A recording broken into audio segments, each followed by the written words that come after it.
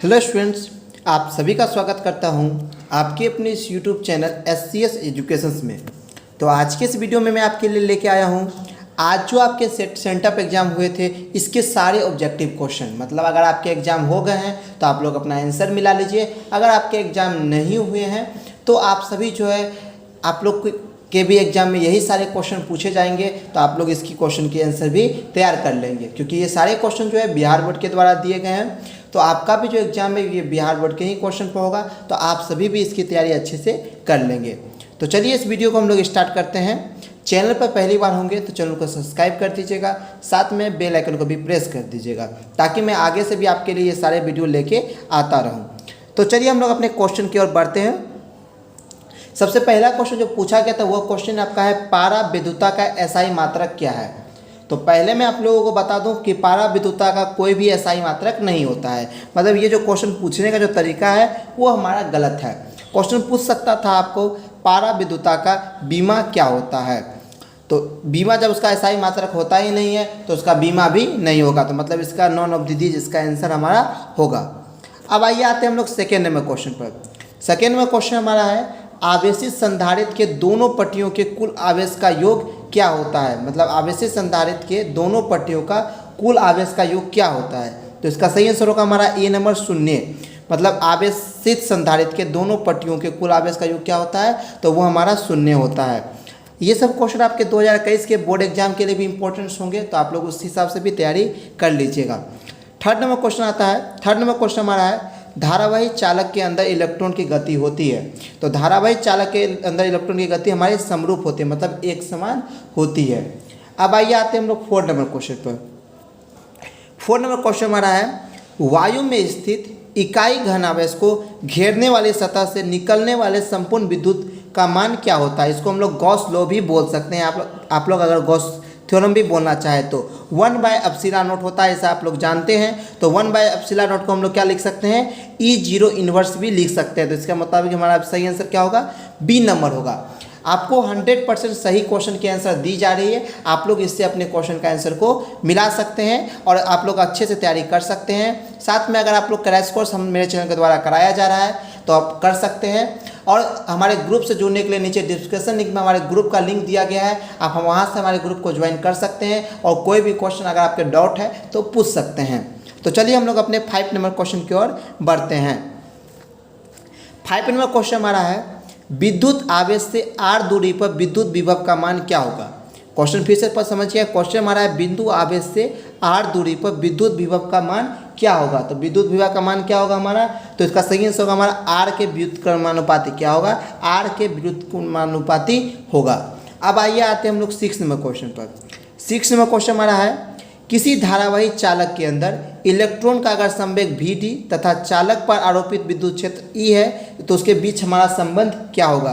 तो Vd समानुपाती क्या हो जाएगा, E क्या हो जाएगा, Vd समानुपाती E हमारा सही आंसर हो जाएगा ए नंबर। अब आइए आते हैं हम लोग 7 नंबर क्वेश्चन पर। 7 नंबर क्वेश्चन हमारा है, 64 समरूप बूंदें जिनकी प्रत्येक की धारिता कितनी है, 5 μF है, मिलकर एक बड़ा बूंद बनाते हैं तो बड़े बूंद की धारिता क्या होगी। तो ये मैं आप लोगों को बहुत बार पढ़ा भी चुका हूँ। तो इसका सही आंसर होगा हमारा 20 μF। कैसे होगा आपको मैं हमारे साथ बताया गया। आप लोग 2015 का जब मैं क्वेश्चन बैंक पढ़ा रहा था तो आप लोग उसमें जाके देख सकते हैं। अब आते हैं हम लोग 8 नंबर क्वेश्चन पर। 8 नंबर क्वेश्चन हमारा है, विभव मापी से मुक्ता मापी जाती है। तो विभव मापी से मुक्ता क्या मापी जाती है, तो विभवांतर मापी जाती है। इसका सही आंसर क्या हो जाएगा, तो इसका सही आंसर हमारा सी नंबर हो जाएगा। अब आइए आते हैं हम लोग 9 नंबर क्वेश्चन पर। 9 नंबर क्वेश्चन हमारा है, एक तार का प्रतिरोध R है जिसे खींचकर व्यास आधा कर दिया जाता है। क्वेश्चन हमारा क्या है, ध्यान से पढ़िएगा। क्वेश्चन हमारा है, एक तार का प्रतिरोध क्या है, R है जिसे खींचकर व्यास आधा कर दिया जाता है। तो तार का प्रतिरोध क्या होगा। ये क्वेश्चन बहुत ही इंपॉर्टेंट है आपके बोर्ड एग्जाम के लिए भी। आप लोग इसकी तैयारी अच्छे से कर लीजिएगा। क्या हो जाएगा, 4R इसका सही आंसर हो जाएगा। अब आइए आते हैं हम लोग 10th नंबर क्वेश्चन पर। 10th नंबर क्वेश्चन हमारा है, एक आवेश Q विद्युत क्षेत्र E तथा चुंबकीय क्षेत्र कितना है, B है। तो संयुक्त उपस्थिति में गतिमान हो तो उस पर लगने वाला बल हमारा क्या होगा। तो इसका सही आंसर हो जाएगा हमारा ए नंबर QE। ये सारा जो क्वेश्चन है आपको क्वेश्चन बैंक से अधिकतर क्वेश्चन पूछा गया है। ये भी आपको क्वेश्चन बैंक से ही क्वेश्चन है। तो इसका सही आंसर क्या हो जाएगा, तो इसका सही आंसर हमारा ए नंबर हो जाएगा। अब आइए आते हैं हम लोग 11th नंबर क्वेश्चन पर। 11वें नंबर क्वेश्चन हमारा है, अगर दो आवेशों के बीच की दूरी बढ़ाई जाती है तो उनकी विद्युत स्थितिज ऊर्जा क्या होगी।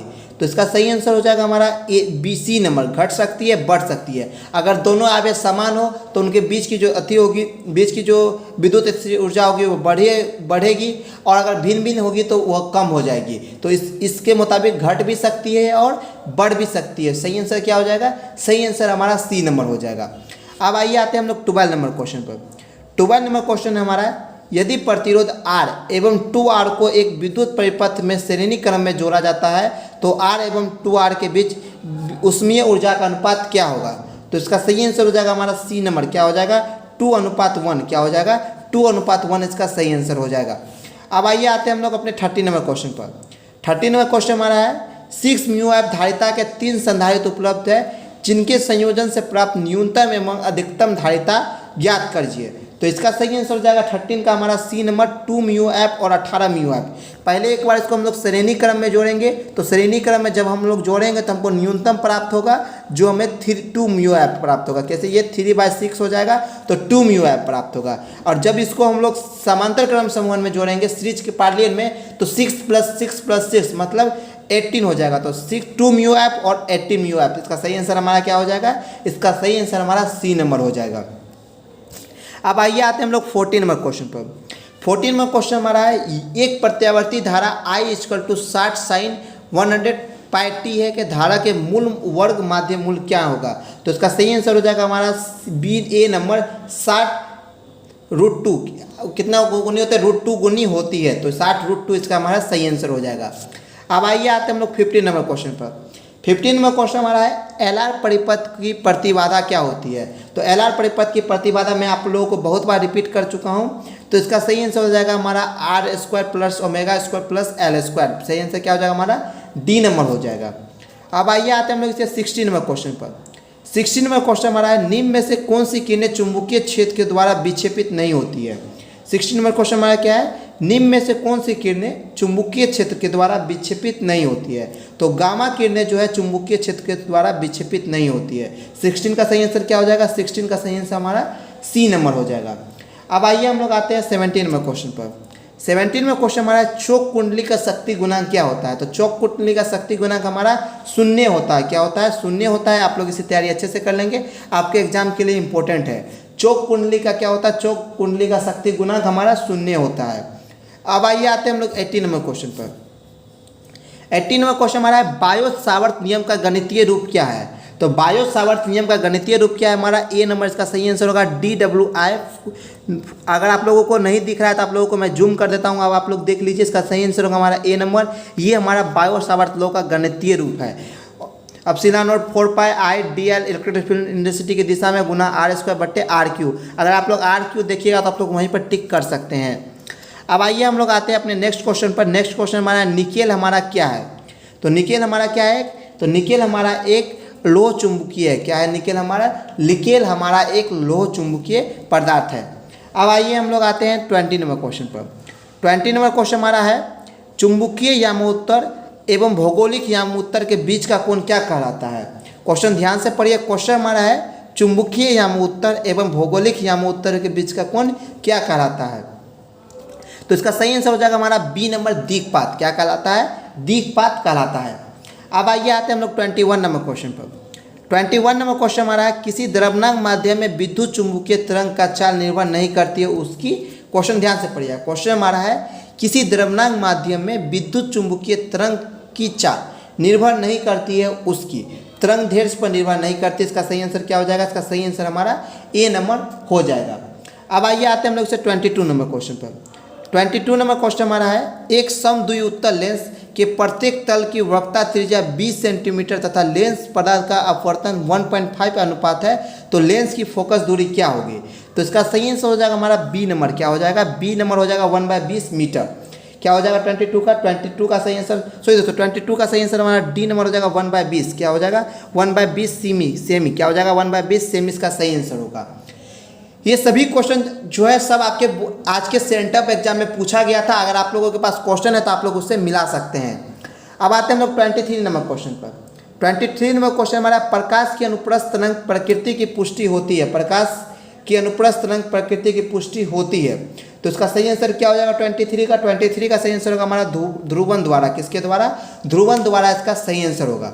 अब आइए आते हैं हम लोग 24 नंबर क्वेश्चन पर। 24 नंबर क्वेश्चन हमारा है, एक सरल सूक्ष्मदर्शी से बना प्रतिबिंब क्या होता है?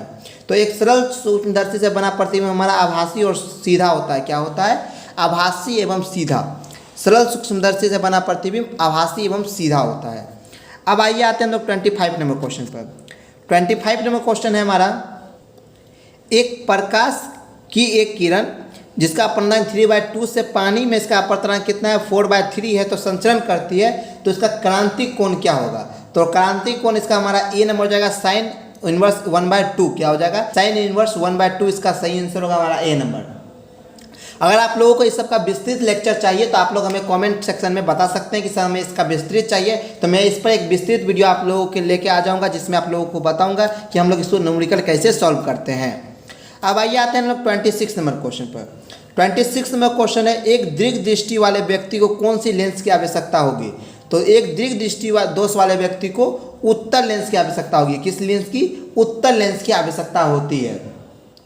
टोटल जो आपके एग्जाम में क्वेश्चन पूछे गए हैं, सेंटअप एग्जाम में टोटल 42 क्वेश्चन पूछे गए हैं। आपके बोर्ड एग्जाम में भी 42 ऑब्जेक्टिव क्वेश्चन पूछे जाएंगे, जिसमें आपको 35 क्वेश्चन का आंसर देना है और 7 क्वेश्चन का आपको आंसर नहीं देना है। मतलब 35 क्वेश्चन का आप लोगों को आंसर देना है। अब आइए हम लोग आते हैं 27 नंबर क्वेश्चन पर। 27 नंबर क्वेश्चन हमारा है, सामान्य संयोजन में खगोलीय दूरदर्शक की लंबाई क्या होती है? तो सामान्य संयोजन में खगोलीय दूरदर्शक की लंबाई f0 + f होती है। क्या होती है? f0 + f हमारी होती है खगोलीय दूरदर्शक की लंबाई। तो इसका सही आंसर हो जाएगा हमारा डी नंबर। अब आइए आते हैं हम लोग 28 नंबर क्वेश्चन पर। 28 नंबर क्वेश्चन हमारा है, रचनात्मक व्यतिकरण के लिए किसी बिंदु पर पहुँचने वाले दो किरणों के बीच कालांतर होता है। तो इसका सही आंसर हो जाएगा हमारा पाई नंबर। क्या हो जाएगा? पाई होता है। रचनात्मक व्यतिकरण के लिए किसी बिंदु पर पहुंचने वाले दो किरणों के बीच का कालांतर पाई होता है। अब आइए आते हैं हम लोग 29 नंबर क्वेश्चन पर। 29 नंबर क्वेश्चन हमारा है, प्रकाश किरण के तीखे कोण पर से मुड़ने की घटना को क्या कहते हैं? तो प्रकाश किरण को तीखे मोड़ से मुड़ने की घटना को हम लोग व्यतिकरण बोलते हैं। क्या बोलते हैं? व्यतिकरण बोलते हैं। इसका सही आंसर क्या हो जाएगा? C number. इसका 29 का सही आंसर हो जाएगा व्यतिकरण। अब आते हैं हम लोग 30 नंबर क्वेश्चन पर। 30 नंबर क्वेश्चन हमारा है, एक ही तरंगदैर्घ्य के इलेक्ट्रॉन तथा फोटोन समान होते हैं। एक ही तरंगदैर्घ्य में इलेक्ट्रॉन तथा फोटोन किसके समान होते हैं? किसका समान होता है? वेग होता है। क्या होता है? वेग होता है। इसका सही आंसर। अब आइए आते हैं हम लोग 31 नंबर क्वेश्चन पर। 31 नंबर क्वेश्चन हमारा है, जेड परमाणु संख्या वाले परमाणु की किसी दी गई कक्षा में उस ऊर्जा समानुपाती होते हैं। तो जेड इनवर्स के मतलब 1/z होते हैं, जिसको हम लोग जेड इनवर्स भी लिख सकते हैं। मतलब क्वेश्चन आप लोग ध्यान से पढ़ लीजिए। क्वेश्चन हमारा है, जेड परमाणु संख्या वाले परमाणु में किसी दी गई कक्षा में इलेक्ट्रॉन की ऊर्जा समानुपाती होती है, तो जेड इनवर्स के द्वारा।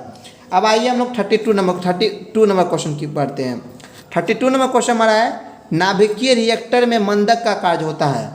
तो नाभिकीय रिएक्टर में मंदक का हमारा क्या कार्य होता है? न्यूट्रॉन की गति को कम करना। क्या होता है? न्यूट्रॉन की गति को कम करना नाभिकीय रिएक्टर में मंदक का कार्य होता है।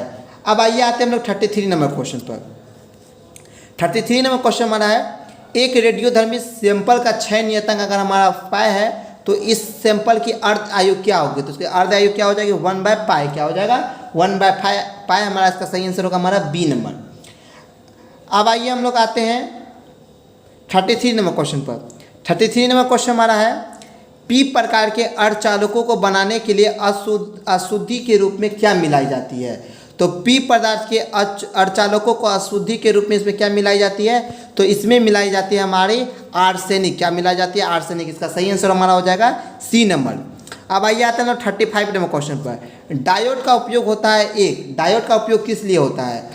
तो डायोड का उपयोग मॉड्यूलेटर की तरह होता है। मतलब इसका 0-1 की तरह होता है। तो इसका मतलब मॉड्यूलेटर के तौर पर हम लोग डायोड का उपयोग करते हैं। तो मतलब डायोड का उपयोग किसके तरह होता है? तो डायोड का उपयोग मॉड्यूलेटर के तरह होता है। आइए 36 नंबर क्वेश्चन पर आते हैं। 36 नंबर क्वेश्चन हमारा है, नोर गेट का बूलियन व्यंजक क्या है? तो नोर गेट का बूलियन व्यंजक क्या है? a + b = y। क्या हो जाएगा? a + b = y हो जाएगा। अब आइए आते हैं हम लोग 37 नंबर क्वेश्चन पर। 37 नंबर क्वेश्चन हमारा है, ए तथा बीच के बीच समतुल धारिता क्या होगी? 37 नंबर क्वेश्चन क्या है हमारा? ए और बी के बीच समतुल धारिता क्या होगी? तो देखिए हमारा ये क्या है, ये हमारा एक सीरीज कनेक्शन में है और एक हमारा पार्लियर कनेक्शन में है। तो अगर हम लोग यहाँ से यहाँ जोड़ेंगे तो ये हमारा क्या हो गया, ये हमारा सीरीज पार्लियर कनेक्शन में। तो 1/3 सॉरी 3 2 5 हमारा हो जाएगा, क्या हो जाएगा ये हमारा 5 हो जाएगा। तो 37 का जो सही आंसर होगा वो होगा हमारा 20/9 म्यू ऐप, क्या हो जाएगा 20/9 म्यू ऐप इसका सही आंसर होगा। तो 37 का क्या हो जाएगा, 37 का सही आंसर हो जाएगा हमारा सी नंबर। मैंने आप लोगों को ये 2013 का जब क्वेश्चन में पढ़ा रहा था, ये क्वेश्चन 2013 के भी आपके बोर्ड एग्जाम में पूछा गया, सेम क्वेश्चन सेम टू हूबहू 2013 के आपके एग्जाम में पूछा गया, जिसका सही आंसर हो जाएगा हमारा 20/म्यू ऐप। इसका मैंने वहाँ विस्तार से बताया, अगर मैं यहाँ बताना चालू करूँ तो इसका जो बहुत लंबा वीडियो बन जाएगा। अब आते हैं 38 नंबर क्वेश्चन पर। 38 नंबर क्वेश्चन हमारा क्या है, 38 नंबर क्वेश्चन हमारा है दाशमिक संख्या 25 का द्विधारी संख्या द्विधारी में लिखिए। तो द्विधारी में आप लोग लिखना जानते हैं, तो द्विधारी में 38 का क्या हो जाएगा, 38 का सही आंसर हमारा सी नंबर हो जाएगा। आप लोग द्विधारी निकालना जानते ही होंगे सभी स्टूडेंट। अगर नहीं जानते तो आप लोग कमेंट सेक्शन में बताइए, मैं इसके ऊपर एक नया वीडियो लेके आऊँगा जिसमें आप लोगों को द्विधारी संख्या के बारे में बताऊँगा। 39 नंबर क्वेश्चन पर आते हैं। 39 नंबर क्वेश्चन हमारा है टीवी प्रसारण के लिए आवृत्ति प्रास प्रयोग होता है। ये भी 2016 के आपके एग्जाम में पूछा गया। इसका सही आंसर हो जाएगा हमारा डी नंबर 30 गीगाहर्ट्ज से 300 गीगाहर्ट्ज। अब आते हैं हम लोग 40 नंबर क्वेश्चन पर। 40 नंबर क्वेश्चन हमारा है आपका मॉडम वह युक्ति है जो प्रयुक्त होता है। तो मॉडम का प्रयोग किससे होता है, मॉड्यूलेशन के लिए होता है, क्या हो जाएगा इसका सही आंसर। इसका सही आंसर होगा हमारा मॉड्यूलेशन के लिए। अब आइए हम आते हैं हम लोग 41 नंबर क्वेश्चन पर। 41 नंबर क्वेश्चन हमारा है नाभिकीय अभिक्रिया में संरक्षित भौतिक राशि है। तो नाभिकीय अभिक्रिया में संरक्षित भौतिक राशि क्या है, तो इनमें से सभी क्या है, इनमें से सभी मतलब कुल आवेश भी है हमारे संरक्षित भौतिक राशि है, कोणीय संवेग भी और अक्षीय संवेग भी। तो नाभिकीय ऊर्जा में जो संरक्षित भौतिक राशि है इनमें से सभी है, मतलब ये सभी चीज़ जो है नाभिकीय ऊर्जा में रहती है। तो इसका सही आंसर हो जाएगा, क्या हो जाएगा हमारा डी नंबर हो जाएगा। अब आइए आते हैं हम लोग अपने लास्ट क्वेश्चन पर जो आपके एग्जाम में पूछा गया था। वह क्वेश्चन आपका है निम्न में से कौन प्रकाश तंतु में प्रयुक्त होता है। तो प्रकाश तंतु में क्या प्रयुक्त होता है, तो पूर्ण आंतरिक वर्तन के लिए होता है। तो इसका सही आंसर हो जाएगा हमारा 42 का ए नंबर। तो आज के वीडियो को हम लोग यहीं रखते हैं। तो अगर आपको ये वीडियो अच्छी लगी तो वीडियो को आप लोग लाइक कर दीजिए, साथ में आप लोग चैनल को सब्सक्राइब कर दीजिए। नहीं तो कल जो आपका फिर मैथ का जो क्वेश्चन होगा मैं उसका भी आप लोगों को आंसर शीट लेके आऊँगा। और जो स्टूडेंट का अगर अभी एग्जाम नहीं हुआ है तो मैं उसको कहना चाहता हूँ यही क्वेश्चन आपके भी सेंटर पे एग्जाम में रहेगा। तो अगर आप लोग इसकी तैयारी अच्छे से कर लेंगे और आपको अगर इसके सब्जेक्टिव क्वेश्चन का भी आंसर चाहिए, जो इसमें आपको सब्जेक्टिव क्वेश्चन का आंसर चाहिए, तो आप लोग नीचे कमेंट सेक्शन में बता सकते हैं कि सर हमको इसका सब्जेक्टिव क्वेश्चन का आंसर चाहिए। तो आपको फिर इसका सब्जेक्टिव क्वेश्चन पर एक वीडियो प्रोवाइड करवाया जाएगा जिसमें आपको सब्जेक्टिव क्वेश्चन का आंसर भी बताया जाएगा। और ये सभी क्वेश्चन आपके एग्जाम के तौर पर बताया गया है, तो आप लोग अपने एग्जाम की भी तैयारी इसी के अनुसार कर लेंगे। यही सब क्वेश्चन आपके एग्जाम में भी पूछा जाएगा। तो मिलते हैं एक नए वीडियो के साथ। चैनल को सब्सक्राइब भी कर दीजिए। हमारे ग्रुप से जुड़ने के लिए नीचे डिस्क्रिप्शन लिंक में ग्रुप का लिंक भी दिया गया, आप वहां से भी जुड़ सकते हैं। तो मिलते हैं एक नए वीडियो के साथ, तब तक के लिए बाय।